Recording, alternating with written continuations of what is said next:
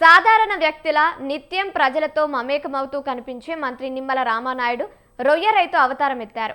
పశ్చిమ గోదావరి జిల్లా అగర్తిపాలెంలో సొంత రొయ్యల చెరువుల వద్దకు వెళ్లి పరిశీలించారు.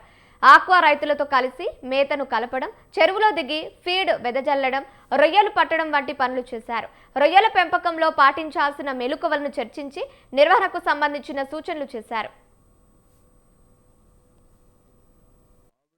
ఆక్వా అంటే ఎన్నో ఒడిదుడుకులు, చెరువులు బాగు చేసుకుని లైమ్ అప్లై చేసుకుని సీడు పోసిన దగ్గర నుంచి వాటరు సాయిలు మేనేజ్మెంట్ చేసుకుంటూ ఉరుములు మెరుపులతో అకస్మాత్తుగా వచ్చేటువంటి వర్షాలు ఒక పక్కన, మొండు టెండలు వడగాల్పులు మరొక పక్కన, ఇటువంటి ప్రకృతి ఆటుపోట్లను తట్టుకుంటూ చెరువులకి నిరంతరం కూడా కరెంటును అందించుకుంటూ రాత్రి పగలు హార్నెస్లు శ్రమించి ఆ రొయ్యలను పండించినటువంటి రైతుకు రొయ్యల ధర నిర్ణయించేటువంటి శక్తి లేదు. కానీ ఆ రొయ్యలకు ఉపయోగించేటువంటి ఆ యొక్క మేత, అదేవిధంగా సీడు, ప్రాసెసింగ్ ప్లాంట్స్ వాళ్ళు మాత్రం వాళ్ళ ఉత్పత్తులకి ధరలు నిర్ణయించుకునేటువంటి పరిస్థితి ఉంటూ ఉంది.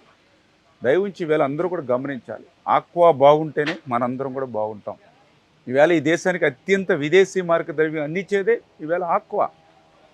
ఎందుకు నేను ఈ మాట చెప్తూ ఉన్నానంటే, గత 30 సంవత్సరాలుగా నేను కూడా 1995 ఆ రోజు ఆక్వా నేను కూడా చెరువులు ప్రారంభించాను రైతుగా. ఆ రోజు నుంచి ఈ రోజు వరకు చూస్తూ ఉన్నాం. చెరువులు బాగుండి పట్టుబడులు బాగా వస్తే రేట్లు అమాంతం తగ్గించేస్తారు ప్లాంట్స్.